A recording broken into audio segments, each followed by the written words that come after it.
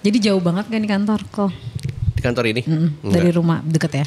Deket lah. Deket lah. Cuman 50 menit. Cuma 50 menit ya? 4 jam tuh baru jauh. Deket banget ya berarti ya? Deket banget. 40 menit, 50 menit masih bisa dijangkau. Masih bisa dijangkau. Kalau Kak Gita 6 jam juga kau jabanin. Tanggal lahirnya berapa sih? 9 Juli. 9 Juli tahun 1995. Iya, kalau 10 Juli makanya Juli 10 Julio. Itu rencana mamaku. Oh gitu. Iya, Juli 10 jadi Julio. Oh, Julio tuh karena Juli 10. Jadi Iya. kalau dijadiin huruf kan IO kan. Iya, cuman kecepatan, katanya kecepatan berapa menit gitu jadi 9. Berarti Cancer ya? Cancer. Sama ya? Oh, baper ya. Enggak. Sahabat aku Cancer baperan. Kalau putus tuh ya susah move on. Bener apa bener? Aku pacaran cuma berapa kali? Cuma 2 kali. Cuman 2 kali kan? Iya. Iya itu karena gak bisa move on. Pengennya dikenal sebagai Julia. Pasti kan kalau ada orang namanya kayak misalnya aku Gita Sinaga gitu. Ada Denny Sumargo. Jadi ada juga Halo Kodensu. nama Deddy Corbuzier Okay. gitu. Julio ini apa? Karena aku gak punya nama belakang, akhirnya sebenarnya gini, bagusnya gak punya nama belakang tuh aku jadi bisa nyari jati diri.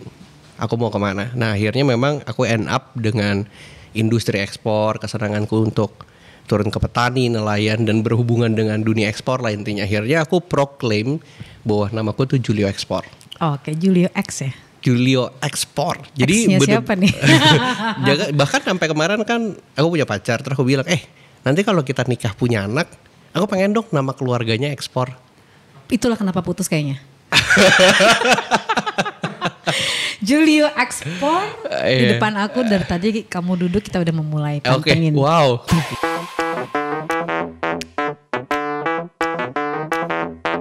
Luar biasa ya mulainya ya. Selamat malam. Hari ini antara hari Rabu atau Jumat, seneng banget kedatangan Koko Julio. Iya, halo Kak Gita. Oke Iyo, 27 tahun. Tahun ini. Tahun ini, foundernya Bisa Ekspor. Wow. Keren banget sih. Biasa aja sih.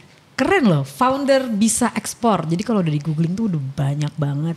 Tak main-main, pemuda 25 tahun ini sukses bisnis ekspor hingga mancanegara. Aduh. Sekarang itu era dimana anak muda menurut aku sangat cepat pergerakannya. Siapapun kita bermunculan nih ngelihat anak muda jadi pengusaha. Yes. Anak muda jago di bidangnya masing-masing. Kalau boleh tahu, Julio sendiri memulai ini dari umur berapa ya?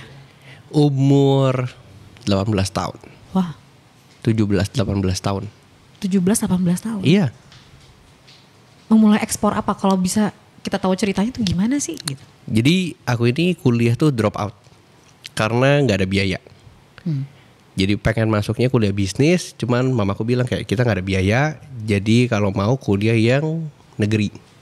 Nah akhirnya papaku tuh daftarin di salah satu akademi di Jogja. Itu namanya Akademi Teknologi Kulit. Itu biaya per semesternya cuma 1,2 juta per 6 bulan. Jadi kan sebulan 200.000. Akhirnya masuk ke sana.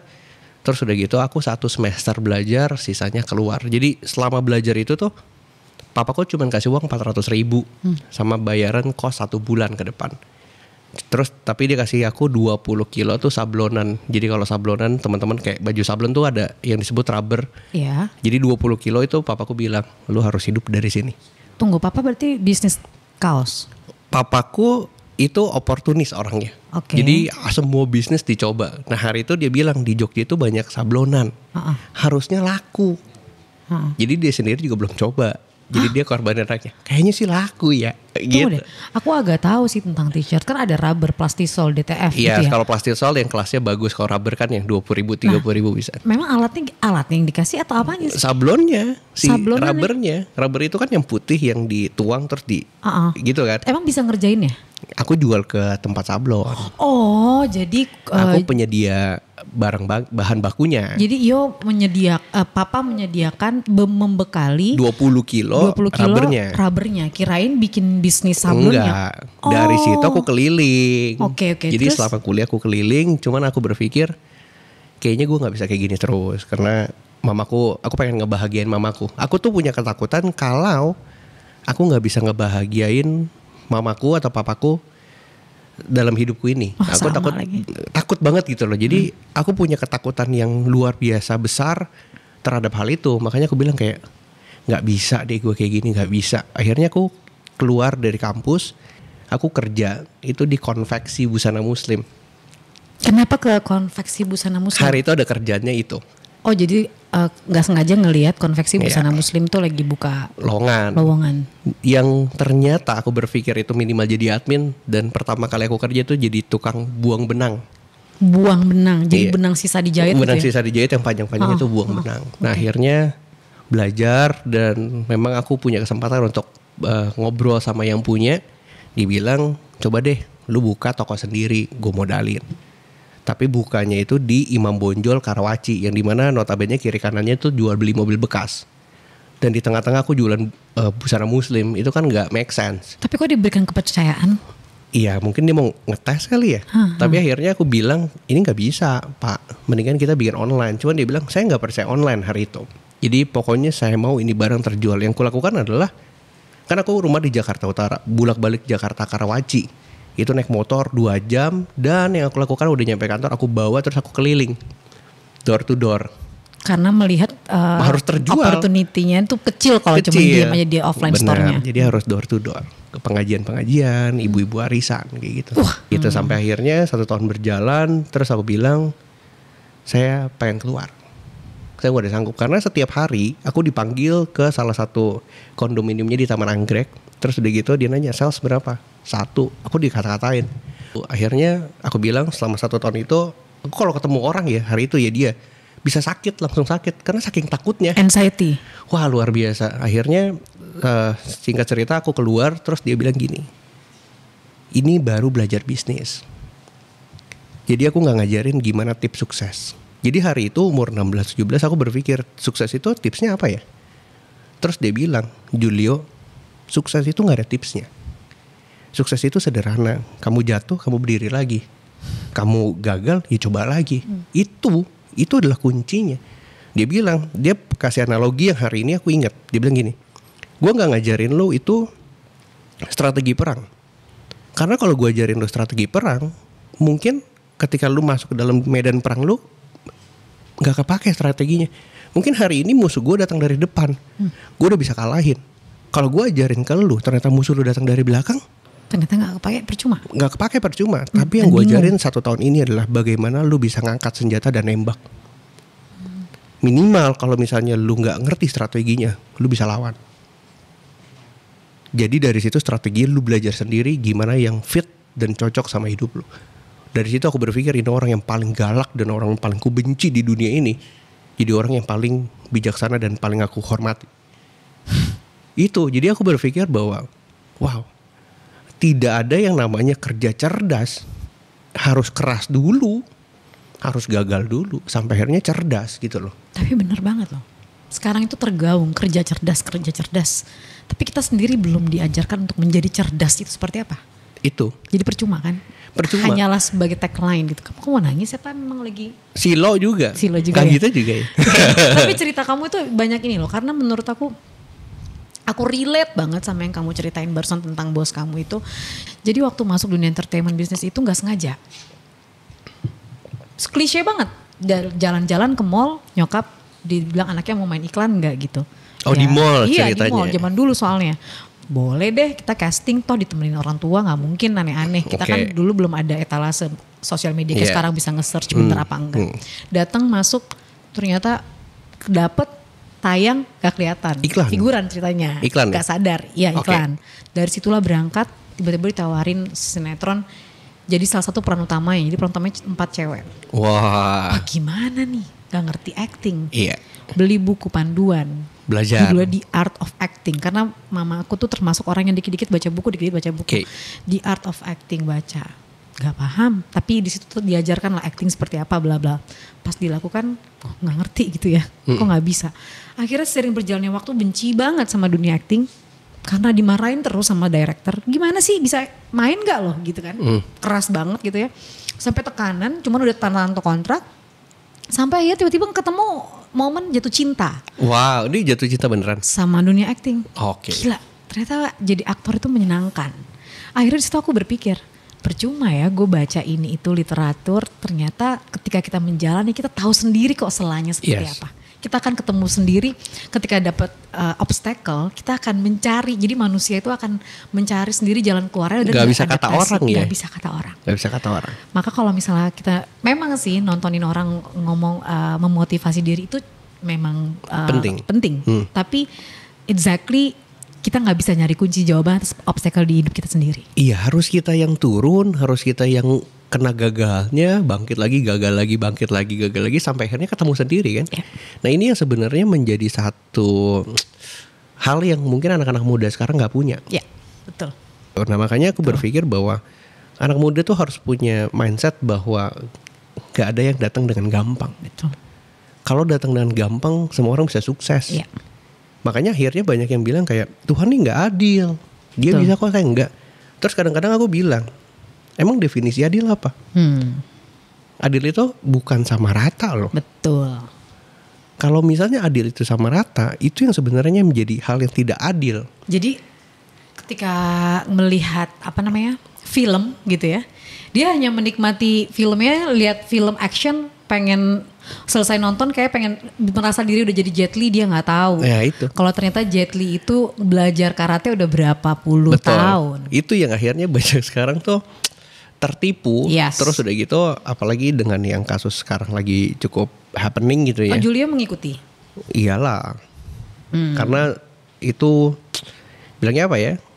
Ya circle-nya juga masih dekat-dekat juga gitu loh. Okay. Maksudnya masih ada teman-temanku juga yang masuk ke dalam bisnis sana, temanku yang untung karena sana, temanku yang rugi karena sana juga ada gitu loh.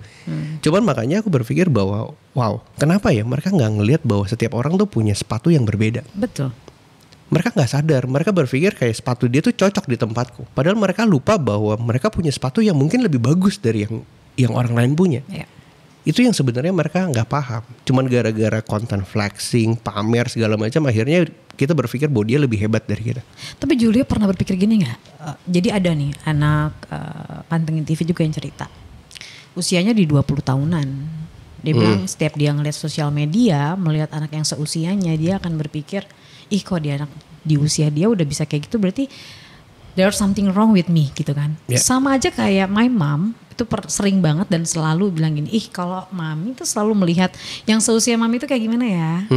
Tapi gak in a positive way loh. Dia bilang, oh kalau gitu mami harus olahraga dong, mami harus diet dong, mami harus pakai body lotion dong atau apa. In a positive way bagus dong, betul kan. Padahal ketika dia bilang ada yang salah sama diri gue, bisa jadi bagus juga ketika dia bilang, oh, oke gue akan benahi diri gue kan gitu kan. Itu yang bagus. Nah kayak Julio tadi bilang, Julio di usia 16 tahun kemudian punya pikiran segitu luasnya karena mau berbisnis. Mungkin orang hanya ngelihatnya suksesnya, bukan rentetan usahanya. Betul.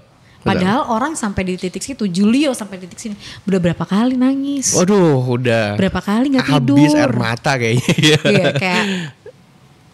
Jadi ada pelukis tuh katanya, coretan tangannya aja kok bisa coretannya asal gitu. Wah dihargain ratusan juta, miliaran. Loh dia untuk ngelukis pelan-pelan itu udah berapa kali dihina orang. Jangan kan gitu ya. Mungkin analogi yang paling sederhana adalah kalau misalnya kayak kita pergi gitu ya. Bolak-balik kantor rumah. Kita lihat ada gedung yang lagi dibangun. Kita tahu nih. Terus kita lakukan itu bertahun-tahun. Gedungnya jadi. Banyak orang bilang, gila nih gedung cepet amat jadinya. Loh kok cepet? Itu udah tiap hari loh dibangun. Itu tiap hari di depan mata. Betul. Kita lewatin setiap hari. Kok masih bilang cepet? Ya. Emang bapak tukangnya santai? Enggak, dia kerja pagi siang sore malam, pagi siang sore malam. Itu yang kadang-kadang kita nggak lihat. Makanya orang itu selalu ngelihat resultnya. Wah dia mah enak, cepet segala macam bla bla bla. Padahal prosesnya itu yang mereka lupa. Nah, gimana kalau orang menyajikan sesuatu yang gini, dia menyajikan masakan yang memang terlihat instan, karena memang itu yang dia tunjukkan. Dia menunjukkan sesuatu hal yang kayak gini ya gampang. Itu merusak nggak menurut Julio? Ini yang sebenarnya terjadi di masyarakat Indonesia. Kita tahu piramida masyarakat itu kan selalu high, middle, low. Yeah. Yang paling besar kan di sisi low, yang paling low class ini kan banyak sekali. Yeah. Nah, kita lihat kalau kemarin aku ngobrol dengan salah satu teman ya, dia bilang sebenarnya kalau kita mau runut masalahnya itu banyak sekali, panjang. salah satunya adalah gizi, makanan, pendidikan. Betul. Kalau mereka tidak bisa dapat itu, daya cerna mereka terhadap sesuatu pasti lebih kurang dibanding yang lain. Yang lain. Nah, apalagi dengan konten-konten flexing, pamer yang dimana-mana memperlihatkan sebuah instan, mereka tuh bisa consume itu. Ya. Kalau kita bisa digest dulu. Kalau Betul. makan tuh dikunyah dulu. Nggak langsung telan aja. Jangan langsung telan. Nah, banyak dari mereka yang dimana setiap ada konsumsi hal-hal yang seperti itu ditelan mentah-mentah. Padahal dia nggak tahu itu racun apa makanan enak. Ya. Kebanyakan yang instan, kebanyakan itu racun. Sampai akhirnya mereka muntah, mereka sakit dan lain-lain. Jadi kalau dibilang saat ini gimana cara pandang mereka terhadap sesuatu, ya mereka harus digest dulu. Dan that's why aku salut dengan podcast Kak Gita gitu ya. Ini kan edukasi masyarakat. Meskipun mereka nggak harus sekolah tinggi, minimal nontonin podcast ini deh. Nah, gak segitunya juga. Iya, misalnya ada ilmu yang lebih mahal daripada sekolah misalnya. Kita bisa lihat tentang trending, hal-hal trending yang dibahas sama orang-orang hebat misalnya. Kita kan jadi punya pemikiran jauh ke sana. Ya. Ini yang sebenarnya mereka harus konsumsi sebelum mereka melihat hal-hal yang ditawarkan sama influencer-influencer yang menawarkan hal yang instan gitu. Dan semoga kedepannya yang ditawarkan juga jangan racun gitu ya. Karena Iya. racun baiknya tidak ditawarkan gitu ya. Tapi kan gak semua orang peduli dengan hal itu. Betul. Ya betul, mau nawarin betul. mah nawarin aja. Makanya contoh kayak kita lihat influencer yang sekarang. Loh, saya kan gak nawarin untuk mereka ikut gabung ke dalam link saya misalnya. Iya. Kalau boleh analogi ya, ibarat kata, maaf ya, kata kasarnya ada bandar narkoba. Dia pamer kekayaan karena dia bisnis itu. Terus udah gitu orang masuk ke sana, orang terjerat, orang mati, orang rusak gara-gara itu. Masa dia bilang, loh ini kan bukan gara-gara saya. Ya ngapain lu pamerin juga, ngapain lu tunjukin juga. Iya. Itu kan udah jelas-jelas salah. Cuman kan gak semua orang punya common sense. Betul. Gak semua orang punya akal sehat untuk bisa menelaah, untuk memberikan kepada masyarakat bahwa ini buruk loh. Apalagi narkobanya dibungkus obat kalau kata dokter Gema di sini. Jadi nggak terasa kalau itu narkoba juga. Nah itu yang jadi masalah. Makanya nggak salah juga kalau misalnya mereka ngamuk. Meskipun pembelanya adalah, lah kan saya nggak ngundang, saya nggak ngapa-ngapain. Ya gimana? Tapi menarik deh. Jadi aku tuh belakangan lagi sering naik ojek mobil online gitu ya. Karena pertama kalau nyetir sendiri tuh lagi suka asam lambung naik. Terus kalau nggak ada orang tuh deg-degan. Dia cerita gini. Dulu bos saya Mbak, itu ngeliat tukang beca tidur di becanya bilang gini, enak banget ya, pules banget tidurnya. Saya kok tidur di tempat AC, di kamar, ada satpam, ada ini, kok saya tidur gak gelisah. Jadi sebenarnya materi tidak menjadi satu-satunya alat untuk menjadi bahagia. Betul, dan aku ngelihat ya ternyata orang-orang terkaya di bumi ini, mereka gak ngejar materinya. Kebahagiaan mereka adalah mereka bisa solve the problem atas hidup banyak orang. Jadi kalau saat ini mereka mau sukses, bukan build the problem ya. Jangan build the problem, solve the problem. Itu kuncinya. Makanya kalau ditanya saat ini kayak, Julio lu kok nggak ngikut teman-teman yang lain? Aku di sini, lahir di bumi ini. Itu untuk tujuannya adalah solve the problem, bukan create the problem. Yes. Loh, dunia tuh udah banyak masalah. Dulu aku pengen punya tuh tas kelasnya tuh sekelas brand-brand luar negeri, tapi buatan Indonesia. Itu idealismeku. Akhirnya aku lakukan adalah aku bikin tas di Jogja, lalu aku bawa ke Singapura dengan uang seadanya. Aku tinggal 10 hari di sana di hotel cuma 70.000 per hari. Yang aku lakukan adalah aku jualan itu tas di pinggir jalan Orchard. Hah? Tapi buatan kamu itu? Iya. Mereknya apa? Namanya Rainer Vince. Di pinggir jalan Orchard? Di pinggir jalan Orchard. Kamu dari jual berapa Orchard itu? Road sampai Somerset. Somerset. Kamu jual berapa itu satu tas? Sekitar 50 sing, 500.000. Mas ribuan? Nggak laku. Nggak laku. Akhirnya karena daripada pulang ribet-ribet gitu ya, akhirnya aku titip ke salah satu pegawai di hostel. Dan ini tipikal orang-orang Indonesia kalau misalnya duitnya belum banyak. Kalau pergi ke luar negeri, perginya paling pagi, pulangnya paling malam. Iya. Jadi pas aku pulang malam gitu ya, aku tuh berdoa. Aku bilang gini, one day Tuhan. Kan kalau lagi take off kan lihat negara Singapura. One day Tuhan, aku punya bisnis among the nation. Di antara bangsa-bangsa. Aku punya bisnis di seluruh dunia. Dan ternyata nyampe hari ini. Nyampe. Pulang dari Singapura nih. Pulang dari Singapura. Bawa berapa tuh hasil penjual tas? 0. Orang gak akan jual, dititip lagi. Udah gue kasih aja deh, gue capek. Berapa tas tuh? 3. Udah gitu ada satu lah yang akhirnya aku gak bawa ke Singapura. Aku pikir ini special edition for my mom. Digigit anjing gue lah. Serius di mana? Di rumah. Udah special edition kata mama kok, gantung aja. Ini digigit anjing rusak juga, aduh. Akhirnya jual tas gagal. Baju muslim udah keluar. Bye-bye. Akhirnya aku pergi ke Cirebon. Karena bisnis gagal, aku balik ke Cirebon. Nah di situ papaku itu tuh punya usaha kecil-kecilan finishing rotan. Jadi kan di industri Cirebon itu banyak kan rotan. Bikin furniture, kirim ke Eropa. Dan di sana papaku tuh bilang, kayaknya 2 bulan lagi kita collapse. Karena industri rotan itu kalah dengan industri rotan sintetisnya China. Jadi China bikin yang sintetis. Mungkin kayak kita lihat deh kayak kursi itu banyak yang nyaman tapi plastik. Iya. Jadi yang rotan asli itu nggak laku. Karena mahal. Iya. Akhirnya bangkrut, papaku bangkrut. Bingung kan kita mau ngapain. Tetangga bilang, Mas kita jualan areng aja. Jualan areng, jualan kemana? Tukang sate. Akhirnya aku bilang ya udah deh. Apapun yang hari itu aku lihat di depan mataku, aku kerjakan sebaik mungkin.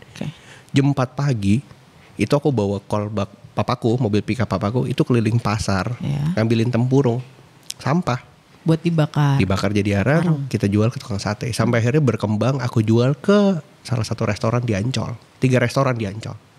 Itu ngebakar sendiri, masukin karung sendiri, nganter sendiri ke Jakarta, bolak-balik ke Cirebon sendirian. Akhirnya maksudnya caranya dapat pelanggan di Ancol itu nawarin gitu? Nawarin. Door to door. Akhirnya di approve lah gitu ya? Oke, akhirnya gini. Jalan lah. Gitu makanya kadang-kadang ya aku tuh harus berangkat jam 12 malam. Supaya gak kelihatan polisi kalau muatannya tuh banyak. Oh, takut ditanyain ini mau iya, apa karena kan lebih dari muatan. Karena konten karung-karungnya kan tinggi-tinggi kayak gitu. Itu yang aku bawa sendiri. Jadi bulak-balik sampai akhirnya aku berpikir, gue masih muda, masa gue bisnis begini aja sih? Harus added value dong. Akhirnya aku belajar di internet. Ternyata arang ini bisa jadi briket buat sisa. Nah aku belajar di sana. Aku keliling dari ujung Banten sampai ujung Surabaya, naik bis dengan uang seadanya dari uang hasil jualan arang itu. Keliling, udah gitu aku bikin dikit-dikit sampai akhirnya aku propose ke investor mau nggak bisnis dengan ini dan lain-lain. Gitu, dan investornya sih nggak banyak, cuman 1 teman papaku yang akhirnya nerima. Dan itu juga bukan karena dia suka sama bisnisnya, karena selama 6 bulan aku datengin setiap minggu ke rumahnya. Jadi akhirnya kasihan ya. Iya, kalau orang Cindo bilang bohwat gue, udah capek gue. Dia datang mulu.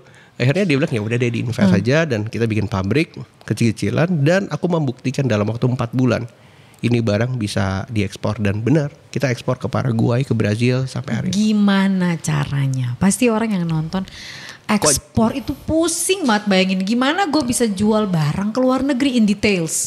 Sebenarnya sederhana sih, ada yang namanya Facebook, ada yang namanya LinkedIn.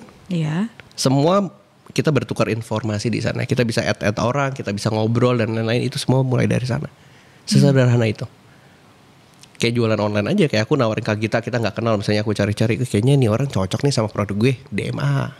Akhirnya pertama kali ekspor itu kemana? Ke Paraguay. Berapa? Pasti banyak, nggak mungkin. Nilainya itu kan aku mulai umur 18-19 tahun. Kita udah start, dan projectnya itu kurang lebih nilai $1,4 juta. 1,4 juta dolar. Itu yang pertama. Sekarang Akhirnya berkembang. Sampai sekarang. Sekarang Julio ekspor apa aja sih? Sekarang aku ekspor seluruh produk turunan kelapa. Jadi dulu cuma briket doang, arang doang. Sekarang kita udah serabutnya kita bikin jadi matrasnya kita ekspor ke Cina. Wah, aku pengen kenalin kamu sama temen aku karena dia memang bisnis kelapa juga deh kayaknya. Yes, boleh.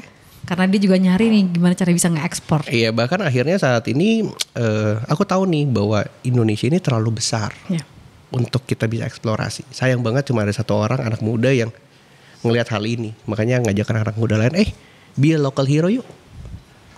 Coba yuk lihat di daerah kalian ada apa. Ini yang sebenarnya aku lihat bahwa bisnis mah udah yang real-real aja. Daripada tidur lebahan kata orang bisa jadi sultan gitu ya. Mimpi di siang bolong. Iya, bener. Betul. Banyak orang akhirnya pergi ke Jakarta buat ngadu nasib. Aku selalu bilang, ngapain? Di Jakarta gak ada apa-apa. Mau jadi apa di Jakarta? Jakarta bukan mendiskriminasi orang Jakarta, tapi di Jakarta memang cuma putaran ekonomi. Betul.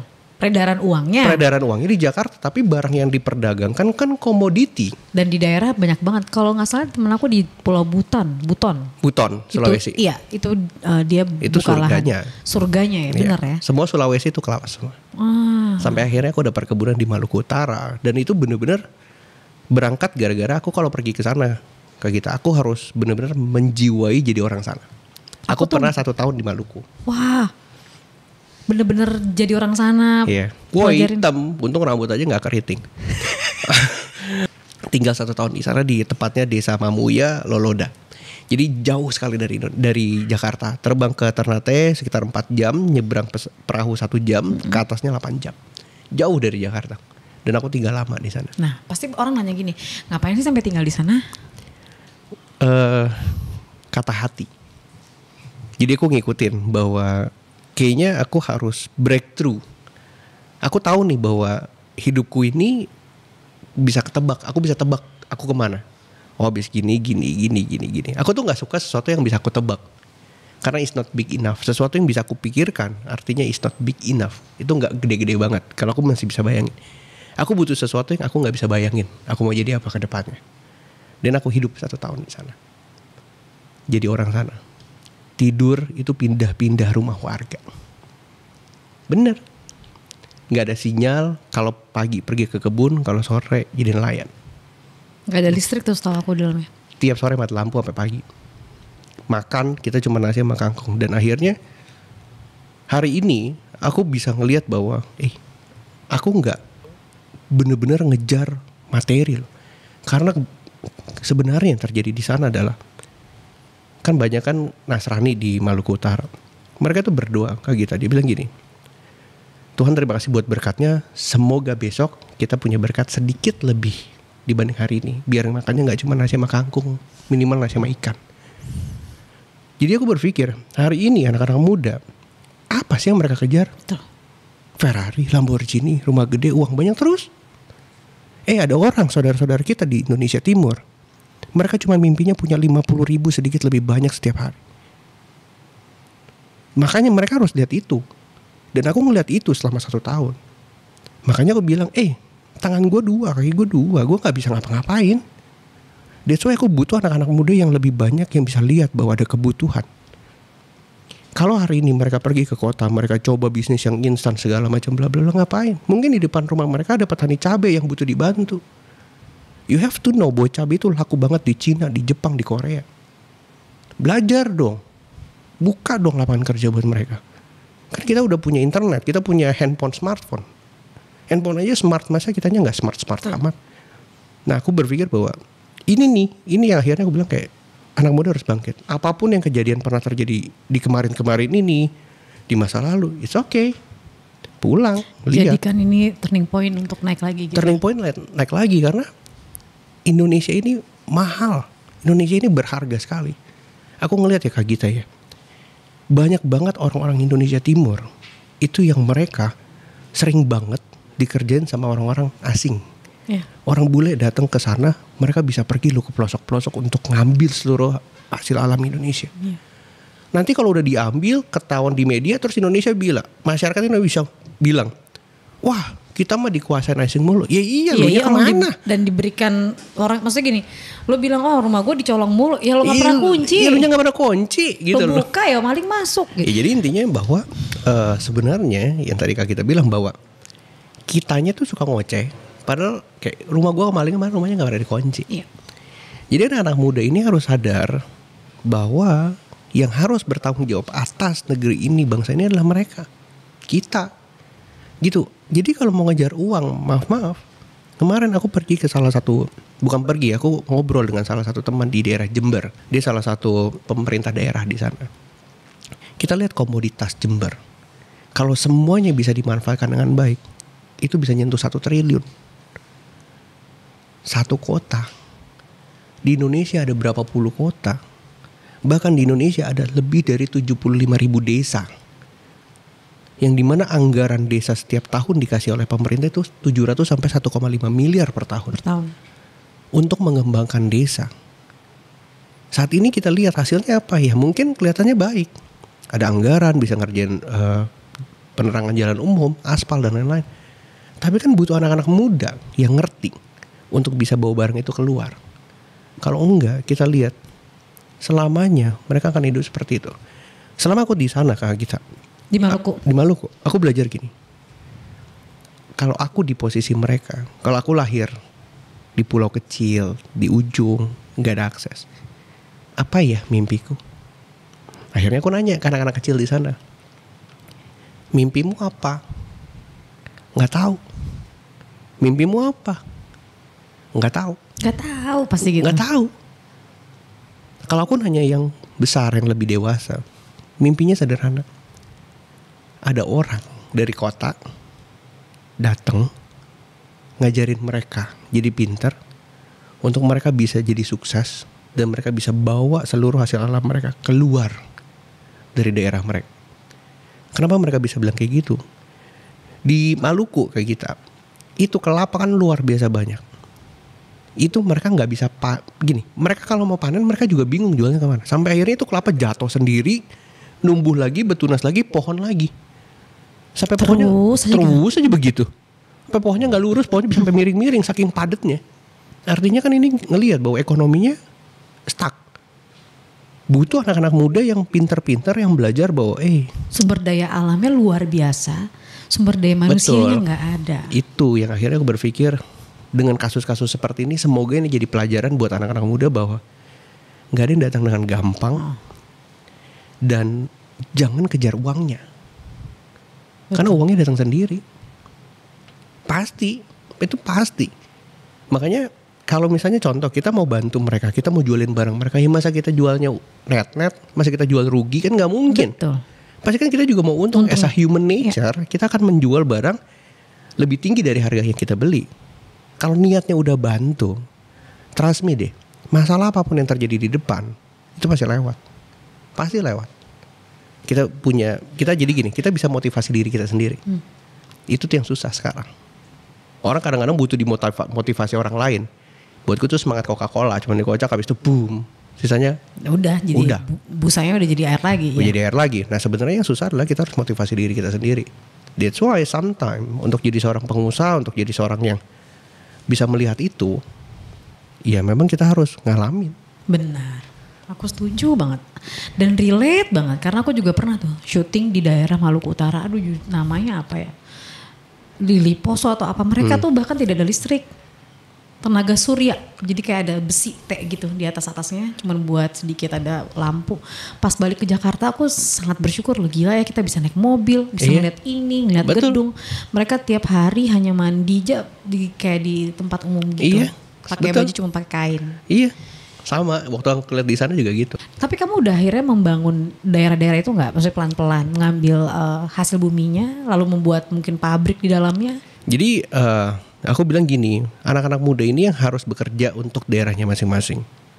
Aku ajarin mereka bagaimana mereka bisa ngolah produk-produk tersebut. Dan kalau mereka sudah ada produknya, aku rekomendasikan pembeli-pembeli dari luar negeri. Ribuan pembeli, puluhan ratusan ribu pembeli aku rekomendasikan buat mereka. Jadi aku kalau misalnya mau ekspor sesuatu bisa minta tolong Julia? Bisa. Dan yang terjadi adalah kemarin ada salah satu teman komunitas pengangguran. Nah ini jadi jebakan Batman nih. Kalau orang udah kena PHK, maaf ya, udah bingung, lagi bimbang di persimpangan nih hidupnya nih, ngelihat sosial media, penawarannya kan banyak yang ditawarkan oleh influencer. Yang ini instan, modal 14.000 jadi 10 miliar. Lo kan ada, ya kan? Orang kalau udah di persimpangan dikonsumsi loh. Betul. Oh gitu ya. Jadi apa cari jalan pintas mungkin gitu. Kadang-kadang aku bilang wow ini bahaya sekali nih untuk edukasi masyarakat kita. Akhirnya aku bilang bahwa no, jangan lihat itu. Pulang ke kampung, lihat apa yang ada. Akhirnya di kampungnya ada sapu lidi, nggak laku di pasar. Dia bilang, kok aku pelajarin bisa nggak? Ya, bisa lah. Nggak ada yang nggak bisa kalau nggak dipelajarin. Semua bisa. Sampai hari ini sebulan ekspor 40 kontainer. Wow, sapu lidi. 3 negara, omset di atas 3 miliar setiap bulan. Sapu lidi tuh. Sapu lidi. Ada yang ekspor jangkrik kering. Kan lucu. Ke Cina jangkrik, setengah kontainer. Nyarinya juga bingung nih mana jangkrik. Bisa. Apel. Dan akhirnya yang menjadi kebahagiaanku adalah ketika aku nggak ada ambil keuntungan sama sekali dari mereka, nggak ada. Bahkan teman aku ada yang ekspor ini loh, belatung apa sih buat makan burung atau apa gitu. Banyak. Gila Bisa. ya, semua hal loh bisa. Bisa. Bahkan katanya sampah. Sampah. Aku punya salah satu teman komunitas ekspor sampah, beli rumah. Kebutuhan sampahnya itu untuk apa ya? Sampah plastik ya memang udah disortir dan abis itu dijadikan ini lensa kacamata di China. Berarti sekarang bisa ekspor ini sudah punya berapa karyawan? Karyawanku saat ini lebih dari 30.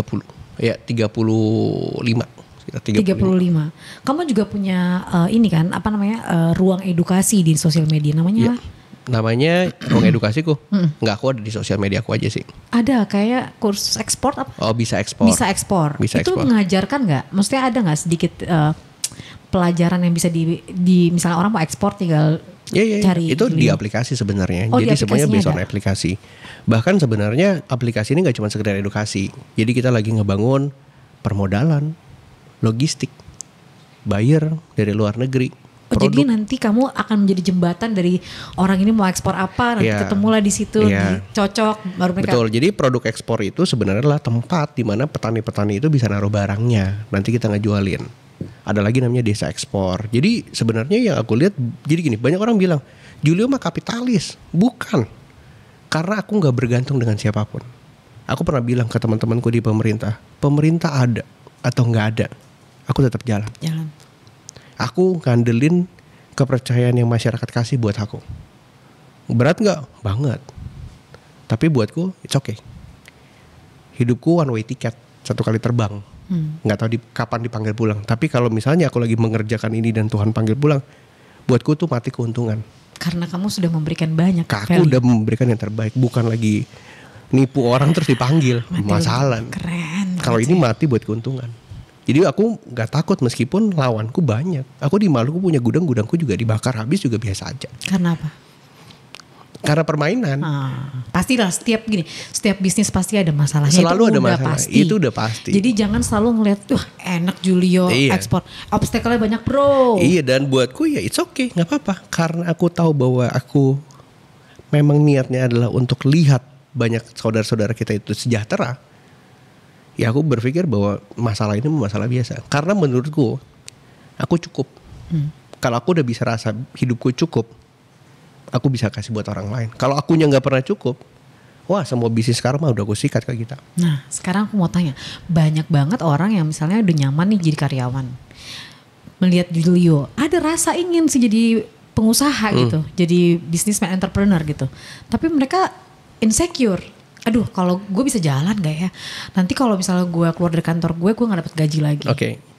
Nah jadi gini, aku tuh gak pengen banget kalau misalnya follower di sosial media aku bilang, aku mau kayak Ko Julio. Aku tuh paling gak suka digituin. Kenapa? Kalau dia mau jadi kayak aku, itu kesannya tuh gapnya terlalu jauh, di mana dia di bawah, aku di atas. Ini yang sering banget ditawarkan sama influencer lain. Gue gini. Aku mau jadi kayak si A, aku mau jadi kayak si B, dan dia bangga dengan hal itu. Kalau aku nggak suka sama sekali, karena gini, aku tuh mereka yang dulu, yang sudah bertransformasi.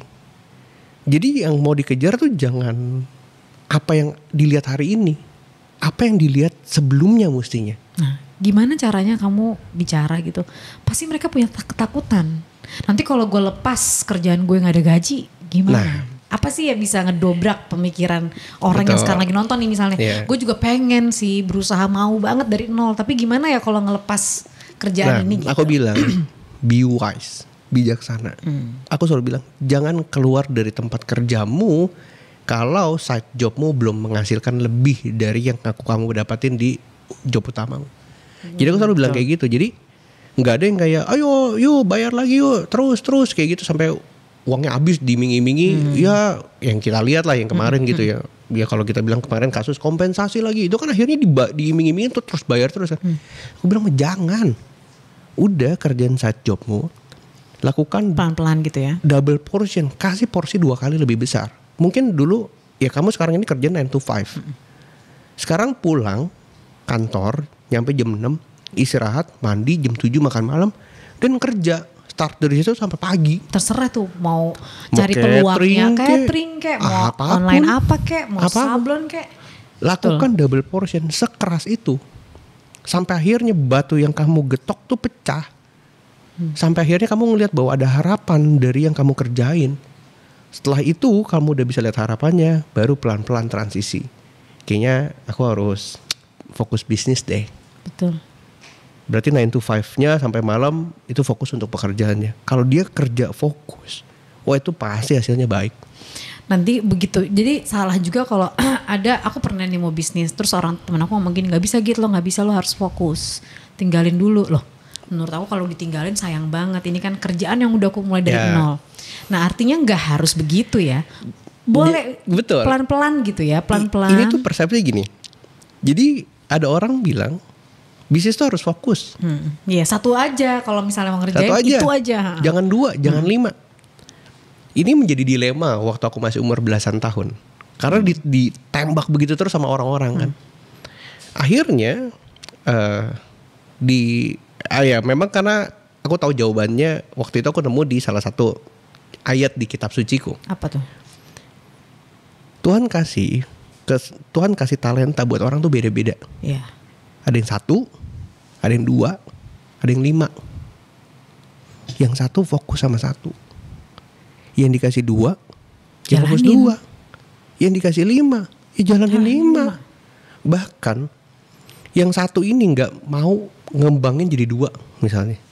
Bahkan di kitabku, di Alkitab dibilang hamba yang malas dan jahat. Artinya kalau kita dikasih kesempatan untuk ngerjain 2 dan kita cuma fokus 1, kita berarti itu dianggapnya malas. Malas. Betul. Kalau kita dikasih talenta 5, kita cuma ngerjain 2, malas. Kalau kita dikasih 5, kerjaan 5. Nah berarti untuk yang nonton ini, pelajari dulu kemampuan, yang kapasitas tahu kan kita. diri kita. Gak bisa Iya. kita tanya sama orang, gue bisa Nggak gak 2, bisa gak 3. Kita pahamin kapasitas diri kita, lalu jangan takut membarengin gitu ya. Maksudnya apa ya? Iya, dikerjain barengan. Dikerjain bersamaan. Betul. Gitu. Jadi gak harus semua cuma 1 aja gitu. Selalu ya, kalau kita dengar kata orang, itu sering banget jadi jebakan Batman. Kita jadi gak tahu mana yang benar, mana yang baik. Iya. Apalagi Bukan kalau benar kita dan dengar, salah ya. apalagi dengar dari motivator, entrepreneur gitu kan, jadinya aduh gak bisa nih. Kalau benar salah gampang. Kalau baik dan benar Tipis soalnya. tipis. Kadang-kadang sesuatu yang baik yang kita bisa konsumsi kita terima. Kadang-kadang sesuatu yang benar belum tentu kita bisa terima loh. Betul. Kalau misalnya kita ngomong satu hal gitu ya, ini baik buat kita gitu ya, kita bilang oh baik, iya oke. Tapi kalau misalnya ini benar loh buat, kadang-kadang kita bisa bertentangan dengan statement tersebut. Betul. Makanya aku berpikir bahwa yang harus tahu diri kita adalah kita sendiri. Diri kita sendiri. Jadi kalau kita lagi di saat-saat di persimpangan jalan gitu ya, tutup kuping, tutup mata, Dengerin itu kata hati kita. dengerin kata hati. Itu penting. Makanya kalau teman-teman yang lagi jatuh, yang lagi terlentang, tenang aja, bisa berdiri lagi. Gak usah sampai kabur dari masalah, karena ujung-ujungnya ntar masalahnya ketemu lagi. Ketemu lagi. Gak lewat. Makanya kata Tan Malaka terbentur. Betul. Tan Malaka bukan yang ngomong. Ya. Gitu. Iya kan. Jadi sekarang Julio nih bisa ekspor ini udah berapa lama berarti berdiri? Bisa ekspor itu baru 1,5 tahun. Niatnya nanti ke depannya apa? Gak mungkin dong untuk sampai di sini. Niatnya, Visionnya apa? aku pengen lihat ya. Aku pengen lihat hidup di level terbawah. Hidup-hidup orang-orang yang belum terjamah, petani yang belum terjamah, nelayan yang belum terjamah. Mereka bisa datang ke aku dan teman-teman di komunitas. Mereka bisa bilang, thank you. Itu mimpiku terbesar. Bukan harus punya ini, punya itu. Aku pengen ketika aku datang ke satu daerah, meskipun aku gak kenal mereka, tapi mereka tahu dampak yang kita kasih, terus mereka bilang, makasih ya Mas Juli. Itu yang sebenarnya uang gak bisa bayar. Itu yang lebih mahal dari uang. Aku di Maluku, mereka datang, mereka bawa mangga ya. Mas Julio, makasih ya Mas Julio. Makasih banget. Wah, rasanya itu udah kayak beli gedung 50 lantai. Bener. Itu yang mahal. Nah ini anak-anak muda nih harus tahu bahwa semua hal yang terjadi dalam hidup kita itu adalah untuk kebaikan orang lain. Bukan buat kita sendiri. Di sini aku ngeliat bahwa value kamu itu bukan terlihat semegah apa. Tapi sebanyak apa yang bisa kamu berikan ke orang lain itu adalah kemegahan yang luar biasa menurut aku, mengalahkan gemerlapnya dunia gitu.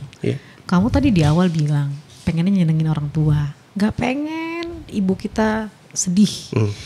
Udah terlaksana belum? Udah.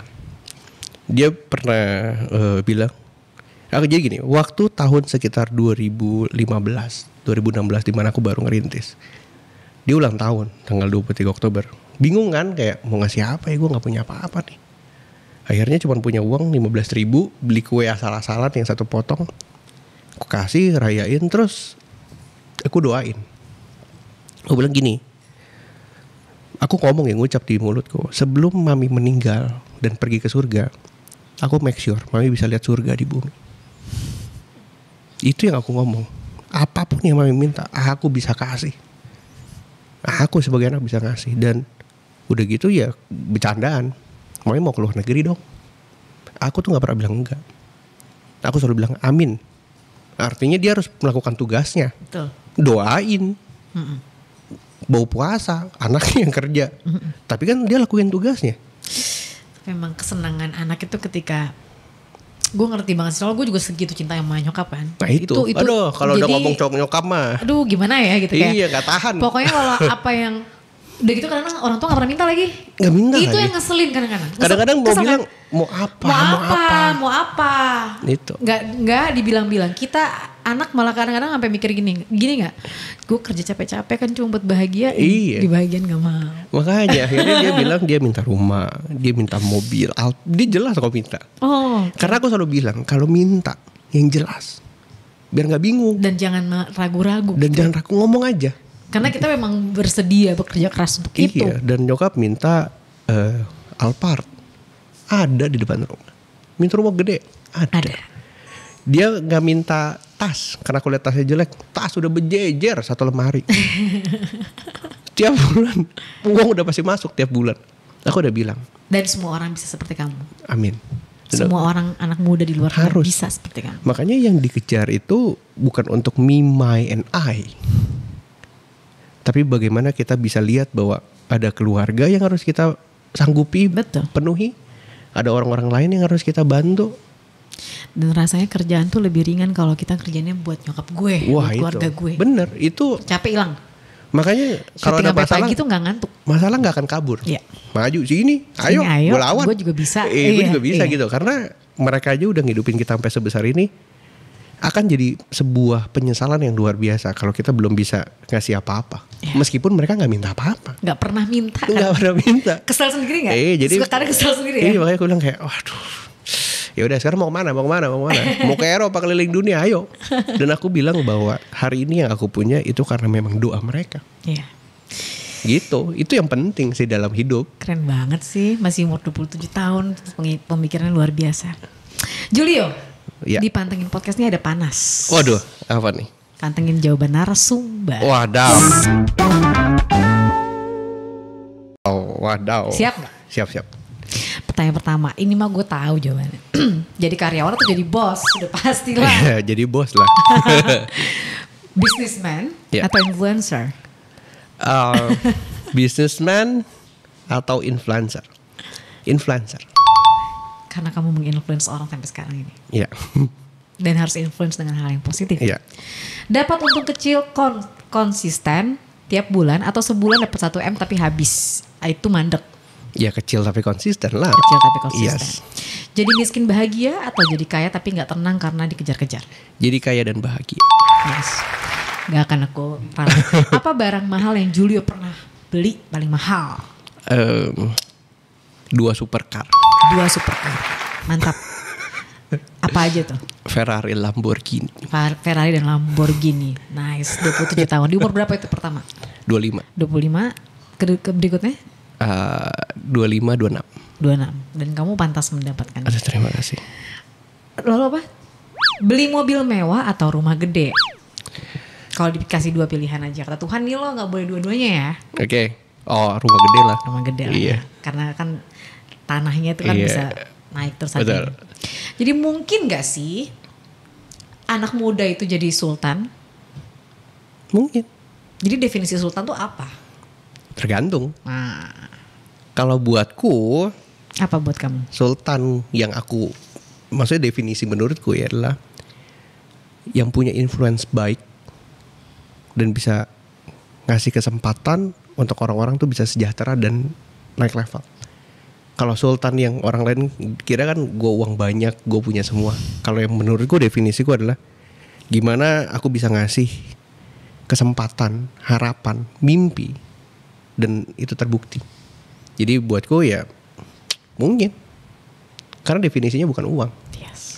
Kalau semua soal uang, capek. Dan selalu masih ada langit di atas langit kalau ukurannya adalah uang. Dan gak harus ngeklaim bahwa sultan, malu kadang-kadang. Biarkan orang lain yang melihat. Kayak aku ngeliat kamu nih kayak sultan ya lama-lama. Aduh, Karena sultan gimana? Sandal jepitan terus. Lah, emang dilihat dari situ baru diomongin. Iya makanya tadi. kalau misalnya definisinya dari situ kan gak bisa. Gak bisa. Tapi bukan itu ternyata definisi yang. Bukan. Aku lebih suka definisinya kamu sih. Iya. Terima kasih Julio Terima sudah kasih, datang Kak di Gita. Pantengin TV. Wow, luar Terima biasa. kasih. Mudah-mudahan Julio hari ini menjadi impact besar buat anak muda dan orang tuanya suatu saat nanti 10 tahun kemudian yang bilang thank you sama kamu. Aduh, amin. Terima kasih. Karena anaknya jadi bekerja keras mulai Amin. hari ini. Thank you. Dan tidak melihat sesuatu hanya dari materi tapi bagaimana perjuangannya. Yes, thank you. Mudah-mudahan Kak kamu Gita. tuh terus-terusan jadi orang yang rendah hati dan menginfluence hal positif, Aduh, amin. menyuntik pikiran-pikiran kamu sama banyak anak muda gitu ya dan tetap di jalannya Tuhan Iya, yes. ya. Selalu. Karena itu yang agak sulit. Ya. Ketika orang ada di atas kan kadang-kadang enak juga jalan bahkan setan. aku takut sama diriku loh Kak Gita. Aku Itu ngomong pasti. ya, Tuhan kalau misalnya nanti aku sukses, make sure ya hatiku nih nggak berubah. Jangankan orang lain takut aku berubah, aku aja takut aku berubah. Makanya dengan apa yang aku punya hari ini ya udah apa adanya aja. Nggak harus pretend to be someone else. Nggak harus pretend to be someone and impress the other people. Nggak perlu. Just be yourself. Just be myself. Dan influence lah orang dengan hal-hal baik sehingga orang di hatinya tumbuh Iya. rasa untuk membahagiakan orang tua, Iya. bekerja keras dan Biar lain meskipun aku nggak ngomong, dia lihat Julio, wow, itu tuh gua tahu.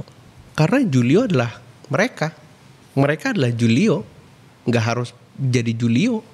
Orang ngapain jadi Julio, orang kita sama kok. mudah-mudahan orang yang nonton bisa lebih sukses dari Julio. Iya harus. Kalau nggak Indonesia masyarakat nggak akan maju. Harus banyak orang yang lebih hebat dari aku, lebih hebat dari Kak Gita. Itu harus. Sukses terus ya Julio. Thank ya. you Kak Gita. Thank you for coming Sultan. Aduh, terima kasih. Sampai belibet. Sampai ketemu. Bye bye.